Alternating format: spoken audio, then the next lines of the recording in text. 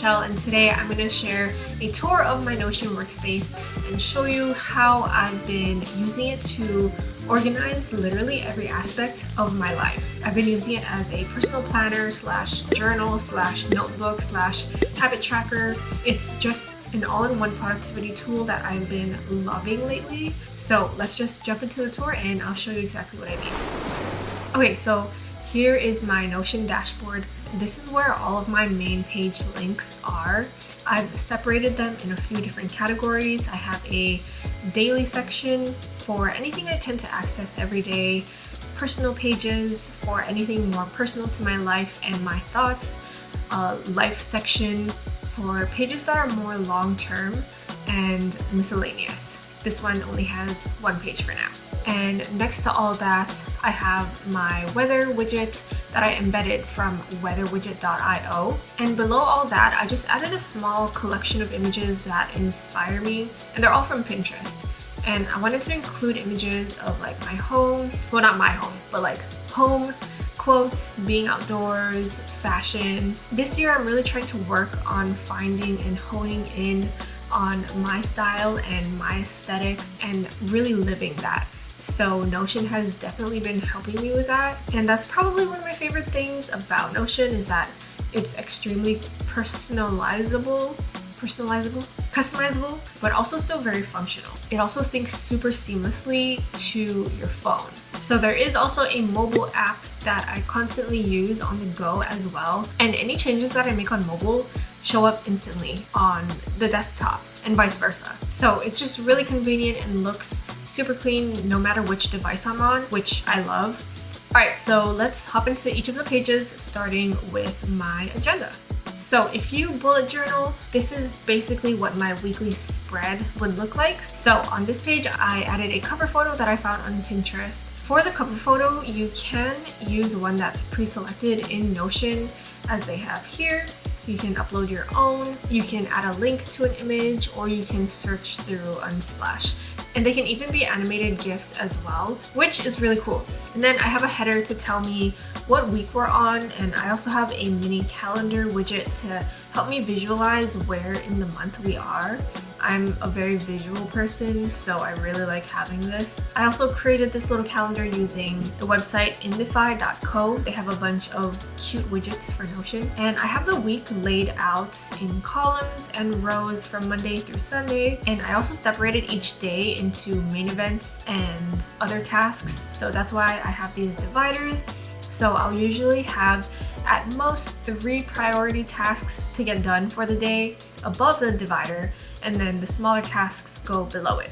And then towards the bottom, I have 3 extra columns, one for weekly recurring tasks, one for next week. So anything that I didn't get done during the current week, or I decide I'd rather do it next week, I'll move down here to remind myself to add it to the following week's spread, and one for next month. You could even add another column for like future planning if you need to remember something that's happening after next month. For example, let me just create one right now. So that's what that would look like. I also created a button for me to make it easier to add a new week. And I also pre-added my recurring weekly tasks under each day so that I don't forget to do them. So for example, I always have to make overnight oats on Wednesday nights. Every Friday night, I take out food from the freezer to defrost in time to meal prep. So you get the idea. And the other thing I like about this button is that it keeps all the columns for the days. So if I were just to copy and paste my spread, here, I'll show you.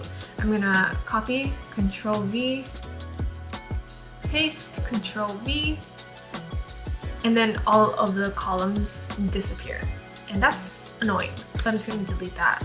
But you can format the button so that it retains all of the columns. And to format or edit the button, you just click the gear icon, name the button whatever you want, and add whatever you want to see when you click the button. Then once the week is over, I'll move everything into my archive, and this just stores all the previous weeks. So there isn't much here yet, but I created an archive because when I use my bullet journal, I like flipping through the previous pages and seeing all of my weeks filled out and crossed out. It just makes me feel accomplished. So I wanted to preserve that feeling, but do it digitally instead of just like deleting my tasks. Because like once I'm done with the week, I could easily just select everything, hit delete, create a new week, forget about everything that I did in the previous week. But I don't know, I didn't want to do that, so that's why I created an archive. Notion already has a lot of free basic templates already. If you go to the bottom left of the sidebar, you can see the entire list here. It's organized based on what type of work you do. And for me, I do a lot of marketing and just like personal planning. So I really like the ones that they have in the marketing toggle, like the content calendar and mood board. And under the personal toggle, I actually took inspo from the journal, notebook, habit tracker, and weekly agenda. And I think if you're a student, these pages would also be super helpful. They're all really basic though, but that's okay. I think it's still a good starting point if you're just starting out. So let's move on to my content planner now. So this page is where I plan out all of my content for YouTube, Instagram, and TikTok. I'm most active on those platforms. And my cover photo is also my new YouTube channel banner, which I made on Canva. So I have a little sidebar on the left here that contains my links to all of my socials, a list of upcoming collabs, and other miscellaneous ideas. These aren't filled out really because it's just a template that I'm showing for you guys. To the right of all that is my content calendar, which is a linked database, and that's what this little arrow means. So it's linked to my project tracker, which is right below it. My content calendar just visualizes when things are due, and then the project tracker is where I organize all of my ideas, flesh them out, and keep track of their progress. So I took this tracker idea from another YouTuber named Thomas Frank, and I'll link his video in the description box, but yeah, I basically copied his template but modified it to fit my needs. So when I'm using this, I'll just add in like all of my ideas here, and these are all just examples. And then if I actually want to execute on an idea, so for example, if I decide I want to do skincare favorites, I'll open it up as a new page. So once I'm on this page, I'll set a live date, so let's say this date, and then add a new project template. This template I also took from Thomas and modified it to my liking. So this template is more geared toward YouTube videos, so I have sections to write title ideas, thumbnail ideas, any research or notes that I have go here, and I also have toggles for my script, my B-roll list, an editing checklist, and a publishing checklist. And then back on the main page, at the bottom I also like to keep track of what music I use in which videos, plus links to the songs or where I found it. So now let's move on to my habit tracker. I just created a table, and actually Notion has a template already for a habit tracker like we saw earlier, and for mine I even added a column to track like what skincare products I've been using, and this has been like a game changer for my skin. Yeah, I've always wanted to do that, but doing it by hand in my bullet journal or like in any other way was like super tedious to me, but this is actually like super easy. My skin has been doing really well, I think, because of it. So I have a tracker for the whole month of February, and then at the bottom I also have an archive for older months. Next up is my journal. It's getting really dark in my room. It's like 5:45 right now. I'm filming this really late, so I'm going to turn my lights on. And by the way, I really like to use either the default font or the serif font. I do this for all my pages, and I also like to toggle on small text and full width. Yeah, these are just like easy ways to customize your pages depending on your aesthetic. When I journal, I like to just do a daily reflection and write whatever I'm feeling or whatever I want to remember about that day. And I like using the gallery view because I like to also see a preview of my entries. So if I'm creating a new entry, I'll just add a new one, and I'll just open up a new template that I pre-made. I'll also change the title and then get to typing. So I like to focus on like what today's date is, what I'm feeling, why I'm feeling this way, and what I'm gonna do about it. And then I also added some journal prompts at the bottom of the page as well. I took all of these from Lavender's 6-week journaling series, and Lavender is also a YouTuber. So I added them in these toggles in case I needed inspo about what to journal about, or sometimes I just want someone to tell me what to write about. And in those cases, I'll just look through each of these toggles. And I think she also mentioned somewhere in one of her videos that it's okay if you don't go in order, like just pick whatever resonates with you in that moment, and that really resonated with me. So I added a little call out here to remind myself of that. So moving on, we have my language hub, which is where I want to study Japanese. So one of my goals this year was to learn Japanese consistently, not going so hot right now. So for this table, the column on the left just tells me what the vocabulary or grammar word is, how to pronounce it, what it means, what type of word it is, and how it's used in a sentence. I actually know this word already, but I just put this here as an example. Now onto my workouts page. All of this is a link to Blogilates 21-day tone challenge. I love Cassie from Blogilates, and I've been using this calendar for my workouts lately. And these follow along type of videos are my favorite way to work out. Like, I've gone to the gym and used weights. I've tried resistance bands at home, but these follow along videos are still my favorite.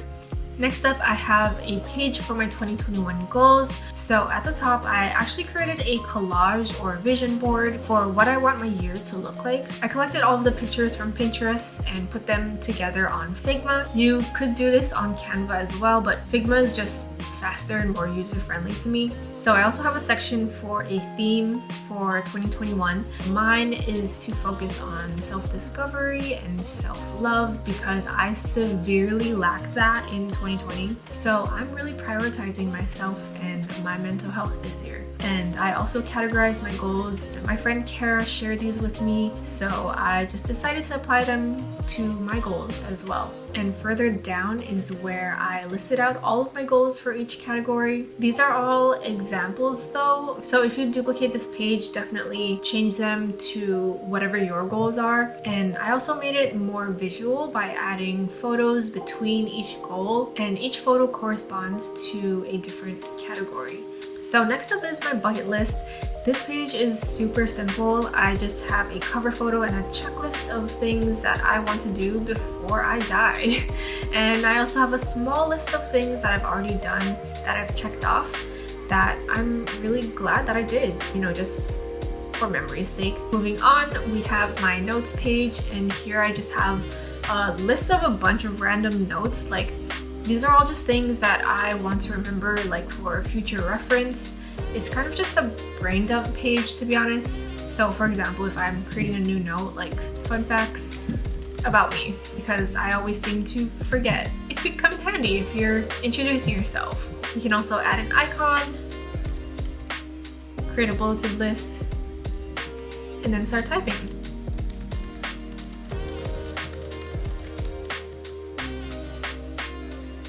And that's it. So next up is my shopping list. I organized this by groceries at the top. You definitely need to stock up on that. And then further down the page, I have another section for personal things.